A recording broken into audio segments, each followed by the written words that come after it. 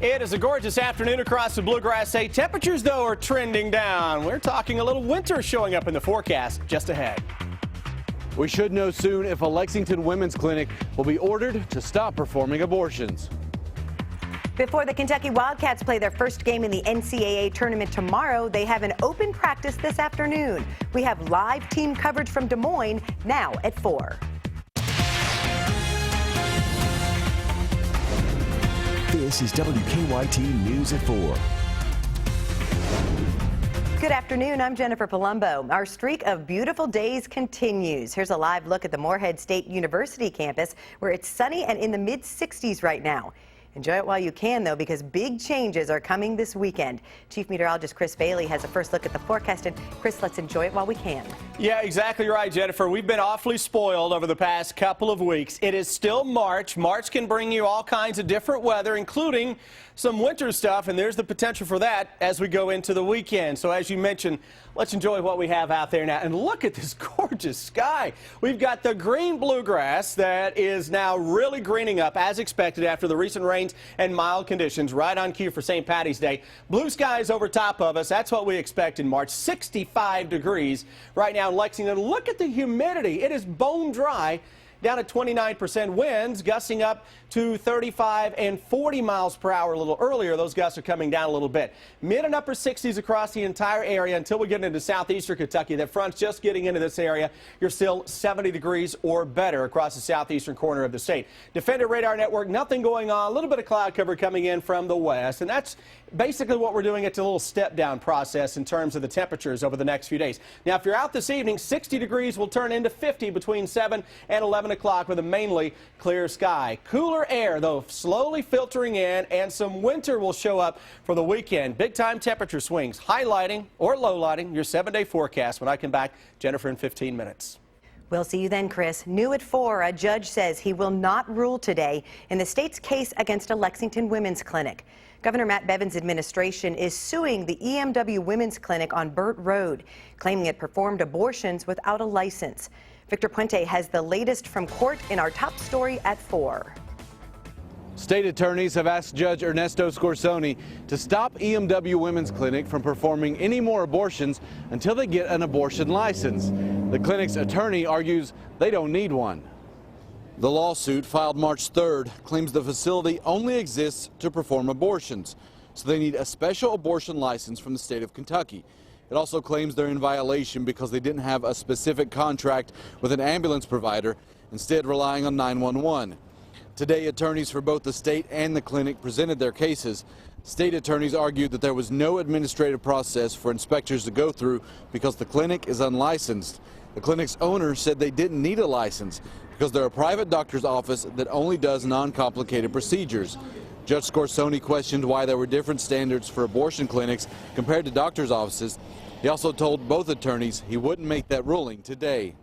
If this is not the sort of abortion facility that the General Assembly intended to be regulated and licensed, I can't imagine what sort of facility that would be.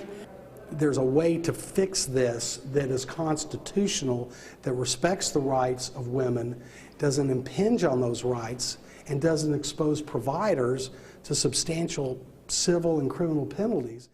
Scott White said he has advised the clinic not to perform any more abortions until after they get that ruling. In Lexington, Victor Puente, WKYT. White said while this case continues in court, the clinic will send patients to EMW's other facility in Louisville. A Lexington restaurant is closed this afternoon after a fire. It started around 7 this morning at the Long John Silver's in the Tates Creek Center. Someone passing by noticed the fire and called 911, so firefighters were able to get there quickly and put out the fire within minutes. Investigators do not suspect arson. They told the owner they believe it was electrical. Right, it didn't appear that anybody was here at the time. The manager actually showed up about halfway through our operation this morning, and they were saying that nobody was here. And you know, she's been with the company about 30 years. You know, Long John's is her home, so you know, at least temporarily, you know, not at this location, unfortunately, for her. We've learned the Long John Silver's plans to reopen in 30 to 60 days. We'll talk to the owner on WKYT News at 4:30. The Kentucky Wildcats are getting ready to take the court in Iowa. Their first game isn't until tomorrow night when they take on Stony Brook in their first game of the NCAA tournament. But the Cats are about to have an open practice. We have live team coverage from Des Moines. We begin with Rob Bromley. Hi, Rob. Hello, Jennifer, and always great to be at the NCAA tournament and good to be here in Des Moines at Wells Fargo Arena where the Wildcats will play Stony Brook tomorrow night. Now, this is the first time that the NCAA has ever come into Des Moines. The last time was all the way back in the early 1970s when the games were played at Iowa State. The Cats have that open practice. It starts a little after 6 o'clock, and then we will hear from them on the podium. They come in here having won 10 of their last 12 games. And we asked a few of the leading media members what they think about this team. If you got to have a deficiency, it's probably better that it's on the inside out. Guards win the NCAA. Guards go a deep run the NCAA. Nobody is better at that than Kentucky right now. I think their ceiling is pretty high with a lot of teams. I think there's probably more teams you'd throw in there in the Final Four capable category this year than most years, but especially the way they're playing now, I think you can't put a ceiling on them.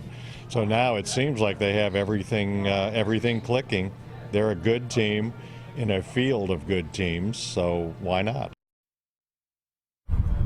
All right, some of the leading media members there, like Eric Crawford, Oscar Combs, and Jerry Tipton, and we have another one right here in our Lee K. Howard. And it's great to be in here in Des Moines at a fantastic arena on a fantastic day. It is, and I appreciate you calling me an expert. I enjoy that. There are a lot of fans coming to Des Moines this week. The fans started arriving today. They plan to stay here all week, and they're traveling from all over the country to cheer on their favorite team. But as we found out today, not every Wildcats fan had to travel at all to get here.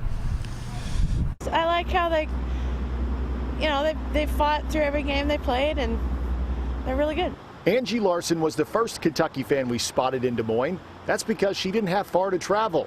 The Iowa native has always been a UK fan. It started with when Rick Pitino coached them, and I like Tony Delk and Jamal Mashburn, and I liked all those guys. So it was fun to watch. Do you have a favorite player on this team?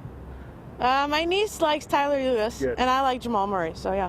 Larson says she was excited when the Cats were selected to come to her home state. I think Iowa likes basketball. We're rowdy fans, so it'll be a good show. And they do plan to put on a good show for all those who made the 10-hour-plus trip like we did, or all those that didn't have to travel at all. They expect a good show here in Iowa for the NCAA tournament, and more specifically the Kentucky Wildcats. Well, you will be able to see it all right here. We will have the game for you tomorrow night at about 9:40 as the Cats take on Stony Brook, and they open up the NCAA tournament here in this East region. We will also preview it for you. That will come your way later on tonight on the CW Lexington. Brian Milam and UK All-American Kyle Macy will host. I'll be on hand from Des Moines along with Lee Kay. And don't forget to enter our Hoops Hysteria contest. Just go to our website, WKYT.com. You could win some great prizes, including up to $1 million. That is a lot of money. Just go to WKYT.com.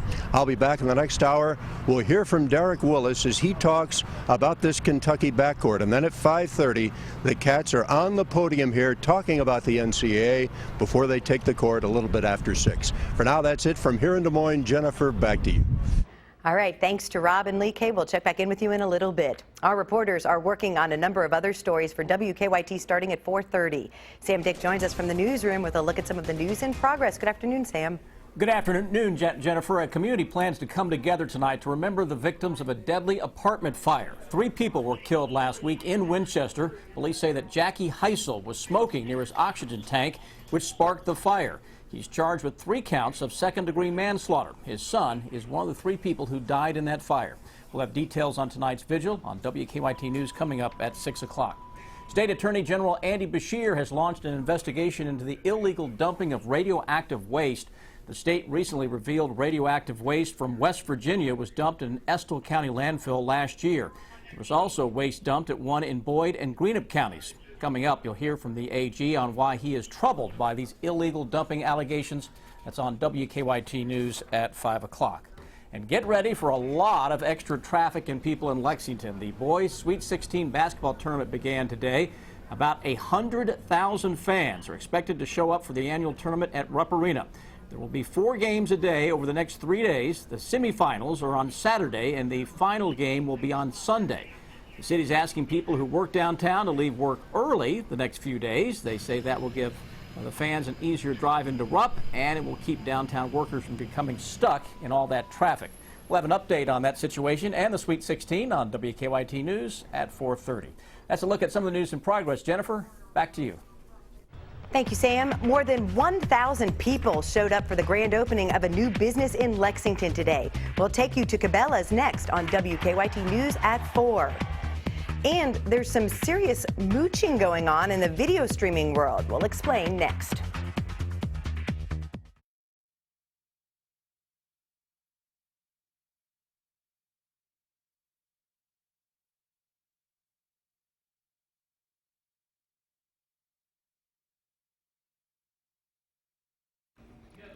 Hey, okay, so tell me what happened with Rob's toss if you have a second.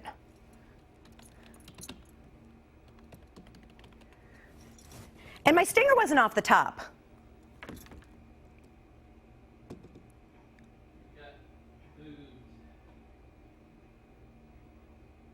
Oh. Oh, okay. I didn't see coding in there when I wrote it, but okay. All right. Hard to fix on the fly. No. I wouldn't have made the intro so long if I knew that's how we were going to do it.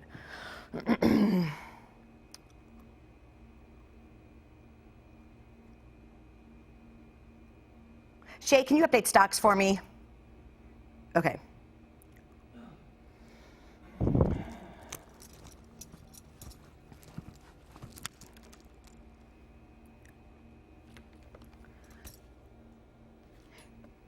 Can somebody page Tom Watkins? No, I can't change in mobile ENPS, and ENPS on my desktop is locked up, and I need to look at scripts.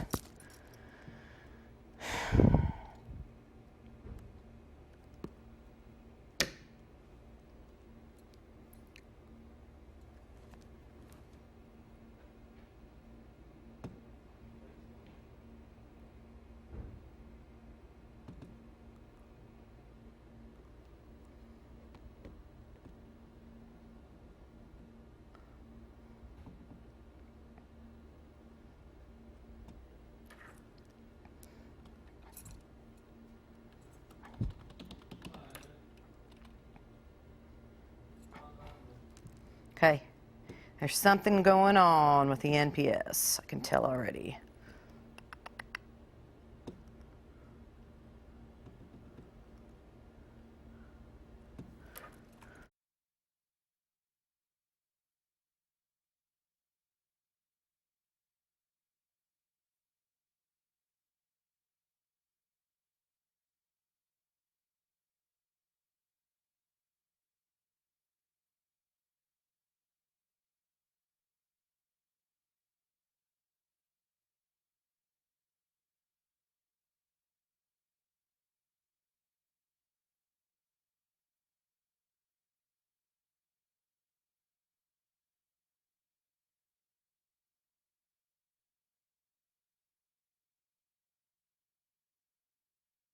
Keep up with the latest news on WKYT.com. Join the conversation on Twitter and become a part of the WKYT Facebook family. Now to some stories making headlines across the nation at 4. President Obama has announced his choice for a new Supreme Court justice, but the president faces a political battle with Senate Republicans. Steve Nannis has reaction to the president's pick of Merrick Garland. Thank you, Mr. President. This is the greatest honor of my life. President Obama has nominated Merrick Garland to fill late Justice Antonin Scalia's vacant seat on the Supreme Court. Fidelity to the Constitution and the law has been the cornerstone of my professional life. But the Senate may hold up Garland's confirmation. Senate Republicans have vowed to block any nomination made by the president, claiming Obama's successor should be allowed to choose the next Supreme Court justice. It is the Senate's constitutional right to act as a check on a president and withhold its consent. Republican presidential frontrunner Donald Trump agrees. I think the next president should make the pick. While Democratic frontrunner Hillary Clinton believes the Senate has an obligation to ensure a qualified candidate is confirmed. That obligation does not depend on the party affiliation of a sitting president, nor does the Constitution make an exception to that duty in an election year. President Obama addressed detractors in his nomination announcement. I have fulfilled my constitutional duty. Now it's time for the Senate to do theirs. Presidents do not stop working in the final year of their term. Neither should a senator. Since Scalia's death, the court has been operating with 8 justices, 4 appointed by Democrats, 4 by Republicans. Garland's nomination, if confirmed, would shift the balance of the court's ideological leaning for the first time in decades. In Washington, I'm Steve Nannis reporting. The president says Garland will travel to Capitol Hill tomorrow to meet one-on-one with senators. Donald Trump and Hillary Clinton are a big step closer to their party's presidential nominations after more primary wins. Trump added to his delegate lead with wins in Florida, North Carolina, and Illinois, but lost to Ohio Governor John Kasich in the Buckeye State, where it's a winner-take-all state for delegates.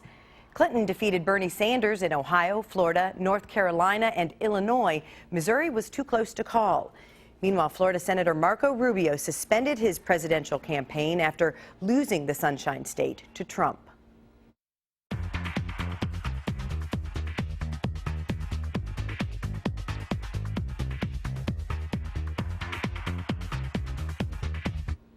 After months of waiting, Lexington's newest outdoor store is finally open. That begins today's WKYT Money Watch. More than 1,000 people camped outside the Cabela's in Hamburg overnight. The first 500 people in line got gift cards for various amounts up to $500. Minutes before the doors opened, there was an untraditional ribbon-cutting ceremony. An employee actually shot the ribbon with a bow and arrow. Megabus has ended its service to Lexington. The Herald Leader says the inner-city bus service suspended operations earlier this year with hopes that demand would pick up. That didn't happen. Megabus offers fares starting at $1 from Lexington to Atlanta, Buffalo, Cincinnati, and a few other larger cities. 1/3 of Americans who use Netflix do not pay for it. A study also found young people are by far the biggest offenders.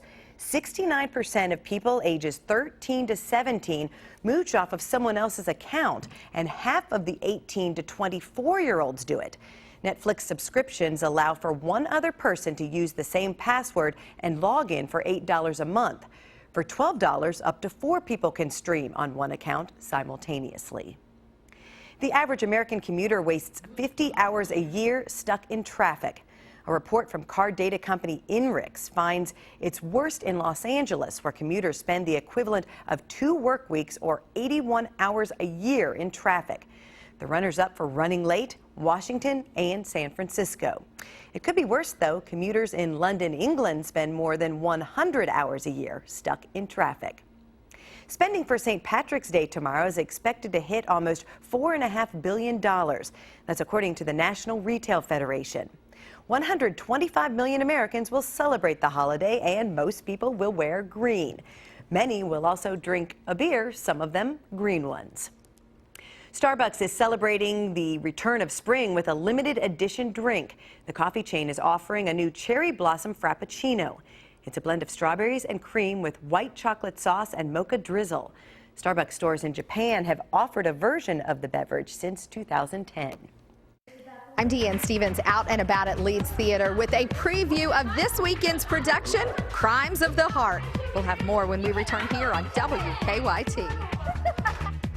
Gorgeous weather rolls on across the area, but old man winter isn't going quietly into the night. We'll track a little winter time just ahead.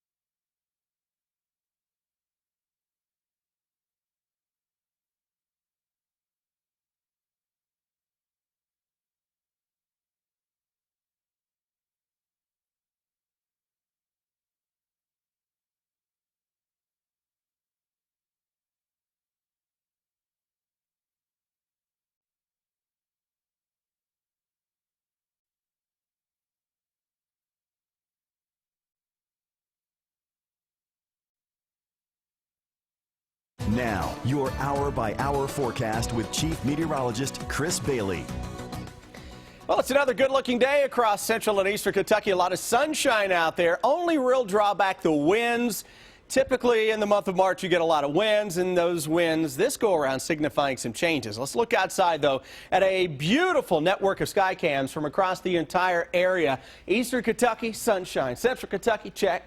Western parts of the area, Frankfort, Louisville, E-Town, sunshine here as well. Temperatures. Boy, we're a lot cooler than we were at this same point yesterday. Of course, yesterday we were flirting with 80 degrees, so cooler isn't cool. It's still above normal by a healthy margin. Normal temperatures right now 55 to 60.